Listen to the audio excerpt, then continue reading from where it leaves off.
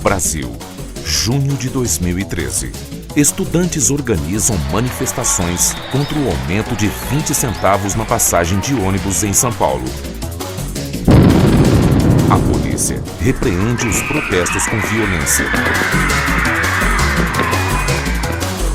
Revoltados com essa ação, pais, avós, tios, namorados passam a acompanhar as passeatas. As reivindicações aumentam. Mais saúde, mais educação, transparência no uso do dinheiro público. O Brasil descobre uma das características fundamentais da democracia: o direito à livre manifestação de ideias. E milhões de pessoas tomaram as ruas das principais cidades do país.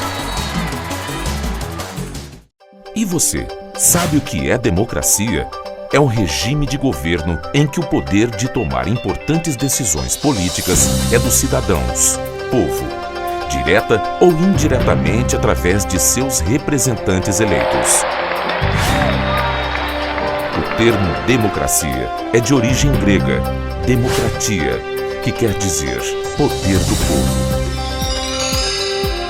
No Brasil, um dos locais onde ficam os representantes do povo é o Senado Federal.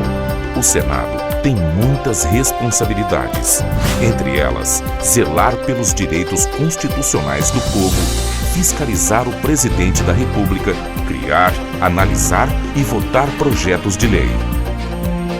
E se você pensa que o que se discute lá não interfere o dia a dia da sua vida, você está muito enganado. Quer um exemplo? O governo apresentou o projeto para contratar médicos de outros países para atender a população carente nos lugares mais distantes do país. Essa medida só passou a valer em todo o Brasil depois que foi aprovada no Senado. Ou seja, centenas de médicos começam a prestar serviço à população porque os senadores concordaram com o governo. Em episódios como este, quem tem um papel muito importante é o líder do governo no Senado. É ele quem negocia com o presidente do Senado, dos partidos e com os outros senadores a prioridade, a forma do texto e os assuntos que são abordados pelos projetos de interesse do governo. Para isso, o líder do governo tem que ser muito preparado. Tem que saber conversar, dialogar e principalmente convencer os outros senadores das coisas que são realmente importantes para o povo. E você sabe quem é o líder do governo do Brasil no Senado Federal? É o senador Eduardo Braga, do PMDB do Amazonas. A importância social do polo industrial de Manaus é muito maior do que os seus números econômicos. A capacidade de Eduardo você já conhece. Ele começou sua vida política como vereador em Manaus. Povo que nas suas escolas não tinha fardamento. Depois foi deputado estadual, deputado federal, vice-prefeito, prefeito de Manaus e 2 vezes governador do Amazonas.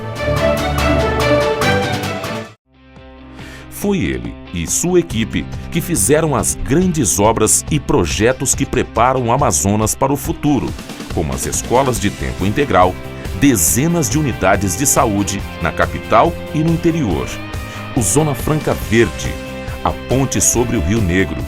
Foi ele e sua equipe que lutaram para que Manaus fosse uma das sedes da Copa do Mundo 2014. Foi ele que, com planejamento e trabalho em equipe, criou o Prosamin. E graças a ele, eu saí lá do Igarapé, na casa de madeira, caí aos pedaços. Hoje estou num belo apartamento. Eduardo é um fazedor de grandes obras e projetos. Foi eleito com 1.236.970 votos para representar o Amazonas no Senado, uma das maiores votações proporcionais do país. Em Brasília, logo teve sua capacidade de trabalho reconhecida. E desde que assumiu o cargo de senador, sempre esteve na lista dos 100 políticos mais influentes do Congresso Nacional. Hoje, Eduardo participa das grandes discussões do país, como a reforma política, o desenvolvimento econômico e melhoria da eficiência do governo federal na prestação de serviços ao povo, principalmente na saúde e na educação. Ele foi ainda o grande articulador da nova Lei dos Portos Nacionais, que lançou as bases para a modernização da infraestrutura do país. Eduardo é também um defensor incansável do Amazonas, da Zona Franca de Manaus e da nossa gente.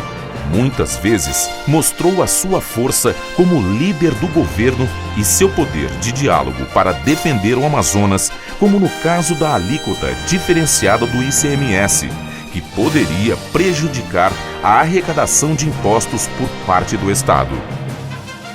Estabeleceu-se uma disputa federativa dentro do país entre estados, que hoje preocupa inclusive a estabilidade dos nossos acordos federativos.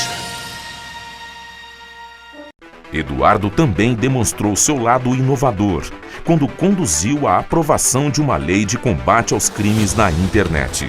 Ele teve papel fundamental também na aprovação do uso dos recursos do pré-sal, que é mais uma fonte de riqueza de petróleo do Brasil, garantindo mais dinheiro para a saúde e para a educação. Discussão que começou antes mesmo da voz das ruas, dizer que essas são as prioridades desejadas pela população. Isto é resultado de muito trabalho, de muita conversa e de muito diálogo em todas as esferas do governo e do Senado. Com isso, Eduardo virou referência para a grande imprensa nacional.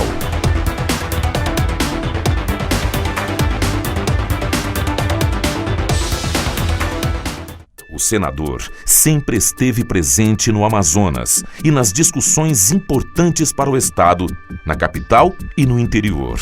Em apenas 3 anos de mandato de senador, Eduardo conseguiu destinar mais de 300 milhões em recursos federais para as prefeituras dos municípios amazonenses. Mais saúde, mais educação, mais estradas, mais moradias. Um fato a ser destacado é que, apesar de ter apoiado outro candidato, assim que se confirmou a vitória do novo prefeito de Manaus, Eduardo se colocou à disposição da prefeitura em Brasília e, entre outras coisas, conseguiu as verbas para a criação do anel viário do Distrito Industrial, além de verbas para saúde e educação. Ufa, é muito trabalho de domingo a domingo.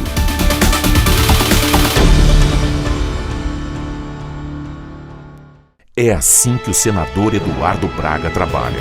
É assim que o PMDB pensa e faz política, unindo forças, talento e projetos para melhorar a vida das pessoas e preparar o Amazonas para o futuro.